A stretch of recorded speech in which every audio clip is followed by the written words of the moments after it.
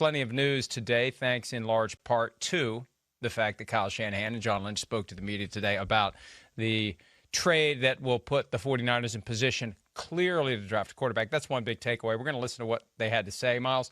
But it's obvious, beyond obvious, they moved up to number 3 to get a quarterback. If there was any doubt, there shall be no doubt. They're up at number 3 to get a quarterback.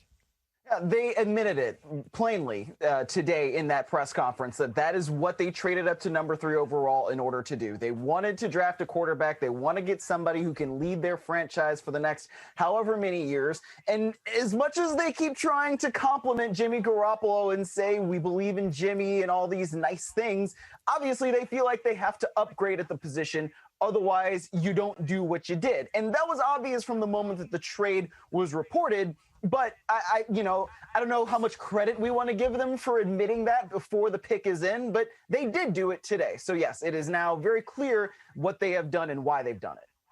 There's no downside in admitting it. They don't move up to number 3 if they're not perfectly happy with whoever is left after Trevor Lawrence and Zach Wilson come off the board. And if for some reason, there's a team out there that must have Mac Jones, and the Jets are willing to give up Zach Wilson and get whatever else they're offered so someone else can get Mac Jones, 49ers take Zach Wilson. No skin off their butts. I mean, so they're in position to get Lawrence, Wilson, or if it's Jones, whoever it is that they moved up there for, they're going to get one of those 3 guys, and that's fine with them. They're willing to invest 3 first-round picks and a third-round pick for that player. Let's hear from Shanahan and Lynch earlier today regarding the trade and regarding the supposed franchise quarterback who at some point will no longer be on the team.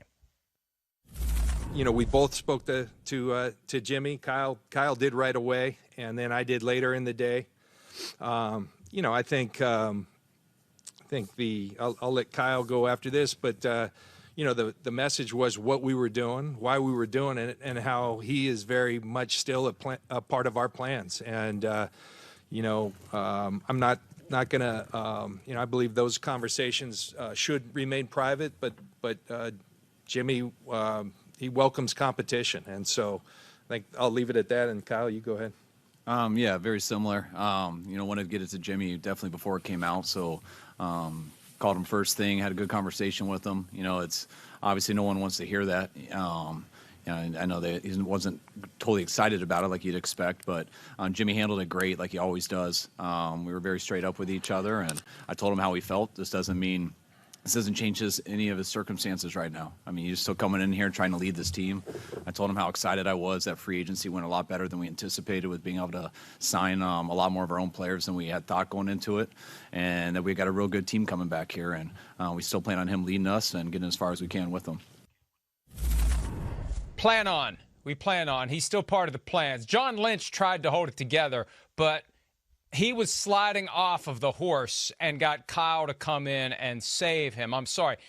I am a student of demeanor, of word patterns, of body language, everything. John Lynch was trying his damnedest to sell us something that they're incapable of selling themselves. Nobody came out and said, he's our starter this year. All these people in the media, he's our guy. They're our guy. He's our guy. Anonymous source tells Shefty on Friday, he's still our guy. Did either of them speak with that kind of unequivocal zeal about Jimmy Garoppolo today? Hell no, Myles. Hell no. He's still in the plans. And you know what the plan is? To try to get some idiot to trade for him. Well, they said he's still in the plans for this offseason. And I don't know if it was exactly in that clip, but at some point in that press conference, it's literally what they said, the offseason. And in that clip, I think Kyle Shanahan used the infamous words right now. So this is something that we're going to obviously see happen over the course of whether it's before the draft, during the draft, after the draft, and maybe right before the season after training camp. At some point, I think they are anticipating that Jimmy Garoppolo will not be on this team for the rest of the 2021 season. It basically became inevitable from the moment that they executed that trade and said, we're going up to number 3 to select the quarterback. they have then basically decided that Jimmy Garoppolo is more likely than not going to be on the team anymore at some point before the regular season or maybe during the regular season. But I think it should be before the regular season because they're on the hook for a $25 million salary, and it's going to cost them less than $3 million in dead cap if they just straight up release him. So to me, there's not much sense in keeping Jimmy Garoppolo on the roster throughout the entire regular season when that's the kind of math that it is. And also, you're doing this because at some point you don't necessarily believe that Jimmy Garoppolo is the quarterback of the future. Otherwise, you wouldn't trade up and give up all that draft capital to get up to number 3 in the first place, Mike. Yeah, that's the one thing that I can't get away from. And I try to keep things as simple as possible because anything more than that hurts my brain.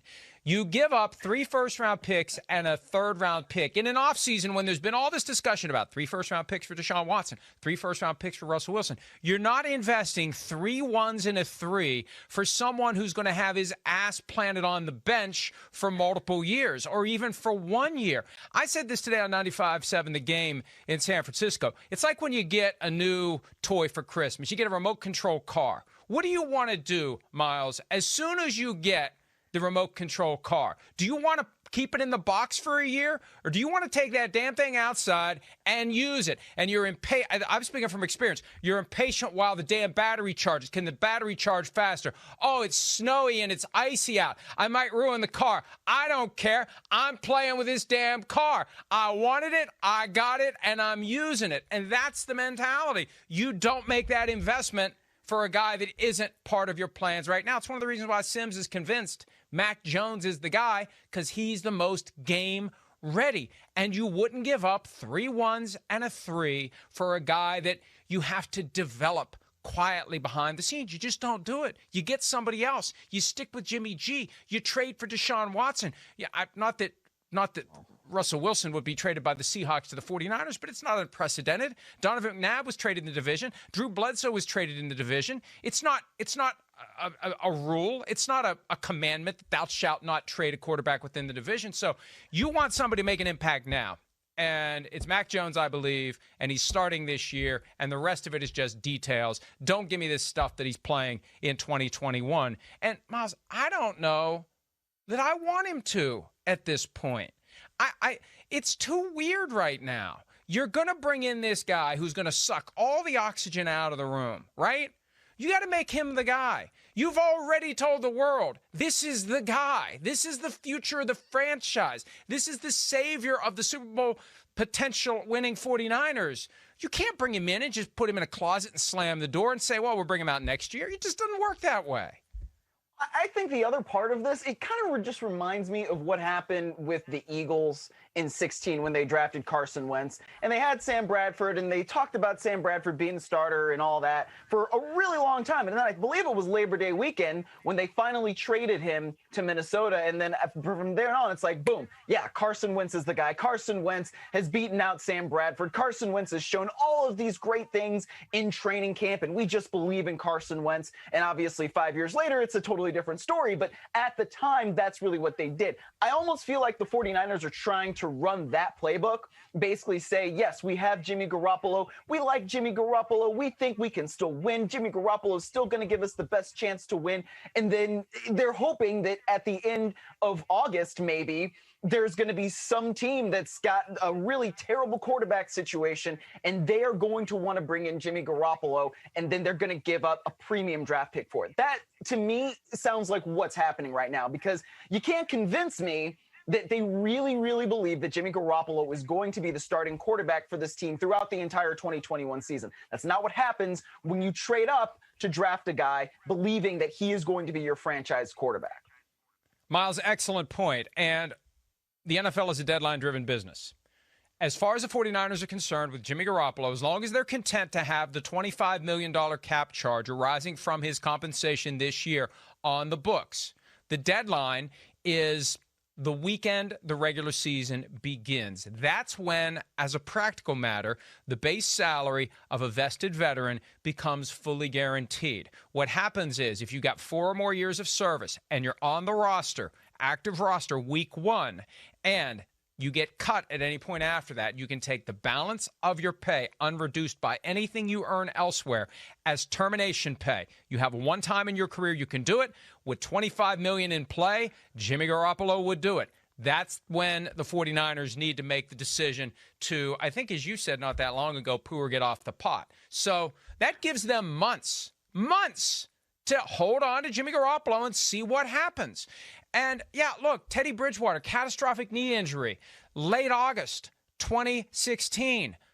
1 in 4 falls out of the sky, manna from heaven, into the Eagles' clutches for a guy that they otherwise would have benched at some point during the 2016 season for Carson Wentz if Wentz didn't start week 1. So there's no rush, none whatsoever, unless, and see, this is why it's like the Trent Brown situation with the Raiders and the Patriots. Because I was surprised when Trent Brown agreed to take less money and the Patriots traded for him, because if you're Trent Brown, you say to the Raiders, I'm not reducing my pay. I'm not. Cut me. And they say, fine, we'll cut you when we feel like it. And so the 49ers can hold on to Jimmy G until Labor Day weekend, or someone can work out a deal where they give the 49ers something and Jimmy G takes less money and they do the trade now. And they just sit back and wait for that. But no one's paying this guy $25 million this year. It's not happening, folks. $25 million in an environment with a reduced cap for a guy who's missed 23 games over the last 3 years. It would be idiocy for the 49ers to pay him $25 million. So I think we're on the same page. I think that, if anything, today made me feel even more strongly that there's no way Garoppolo is going to be on that roster week 1 unless he agrees to a significant pay cut and potentially isn't the starter to begin the season, or if he starts the season, he's going to be supplanted not long after that. Let's hear Kyle Shanahan talking about attending Alabama Pro Day 2. They had Pro Day 1 last week. Mac Jones threw. He's throwing again tomorrow, and Shanahan's going to be there. Here's what he said. I normally don't like to go to them a bunch unless I feel unless I have to for some reason. But I also have been kind of grown up in the idea that you don't like to go everywhere and show people things. And when you're sitting at 12 and stuff, I don't want to go to a bunch of quarterback pro days and things like that. Now that you move up to 3, you don't have to hide as much. It's not as big of a deal to me as it might have been when we were sitting at 12. Remember, this is the guy whose dad drafted Jay Cutler in 2006 and had never done anything to create any impression that he was in any way interested in Jay Cutler. No visits, no interviews, no meetings. It was out of the blue, and I think the Broncos traded up with the Rams, if I'm correct, and there is a very strong chance I'm not. But that's the skullduggery that you have to engage in prior to the draft, because anything you do, anything you say will be used against you in this competitive environment of people getting the guys they want. So now that they hold the 3rd pick, because somebody made the argument, this is a smokescreen. He really wants Zach Wilson. No, what? No. Or he really wants Justin Fields. No one can get them. And if the only way they're going to get Fields or Jones is to get in front of you, and that means you're going to get Trevor Lawrence or Zach Wilson. It's a no-lose proposition. They don't have to be coy about anything at this point, Myles. Exactly, and that's why when they were talking about it in this press conference today, they said that there are 3 guys that they feel comfortable with, and by going up to 3, they have guaranteed themselves one of those 3 guys. And so that's why it really doesn't matter. You don't have to have the smoke screen, like you're saying, Mike. You can do whatever it is that you want to do to feel as comfortable as you possibly can about whoever you're going to select to be this franchise quarterback for the next however many years. And I think that that's important, especially in a year like this, where Kyle Shanahan talked about this. You cannot go and really have a private workout with a guy as you normally would. You can't go and sit down and have dinner with a guy as you normally would. So instead, you see things like what Urban Meyer did down there at Clemson during that, when he had that pro day for Trevor Lawrence, right?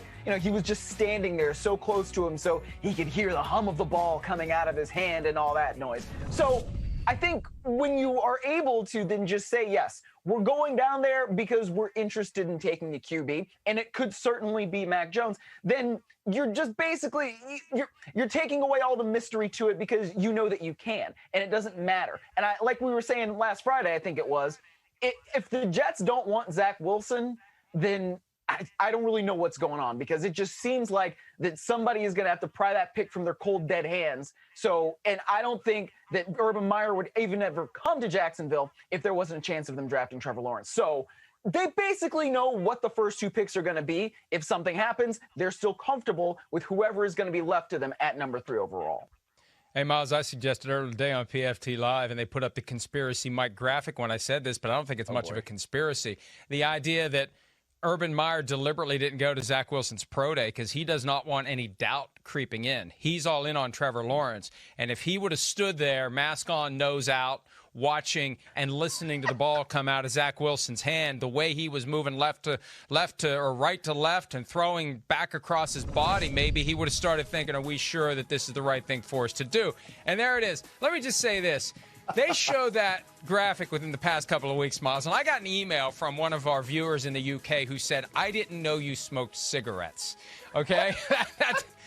That's either somebody who knows nothing about American pop culture or an excellent job with the Photoshop. I do not wear short-sleeved dress shirts, so that's your ultimate proof, nor do I smoke cigarettes. Cigars?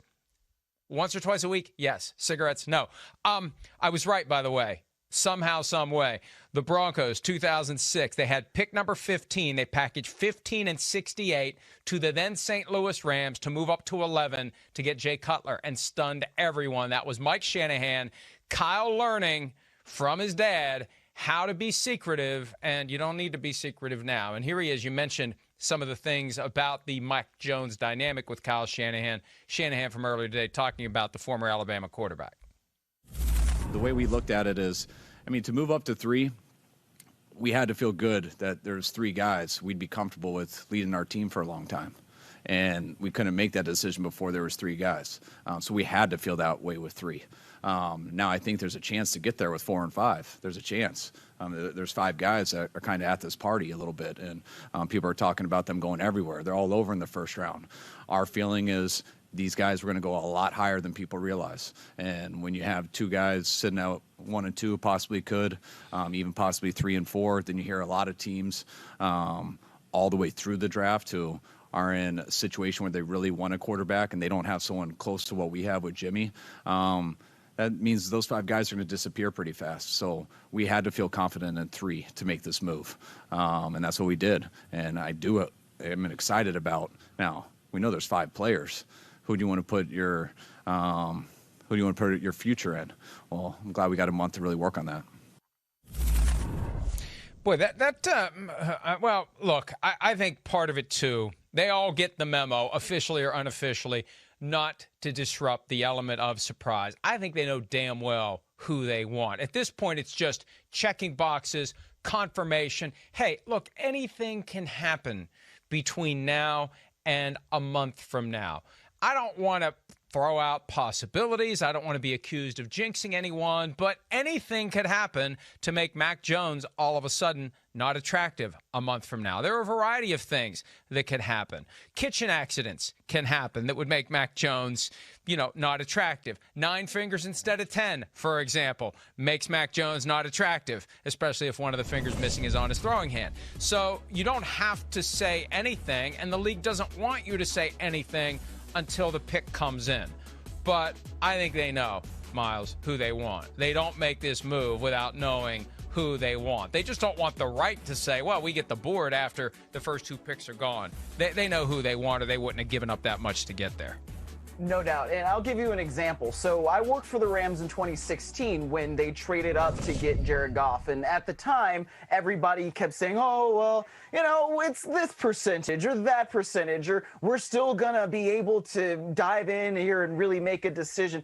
They knew who they wanted when they made the trade. And you don't trade up to number 1 overall unless you know exactly who you want, okay? And in this particular case, because they probably have very good intel on who is going at number 1 and number 2 overall, the 49ers traded up to number 3 overall because they feel like their guy is going to be on the board, and then they feel like they're going to be able to pick that guy. I think you could actually say the same thing about the Philadelphia Eagles in 2016. They had a pretty good feeling of who the Rams were going to take at number 1 overall, so that's why they felt comfortable going up to number 2 overall with the Browns, and then they selected Carson Wentz.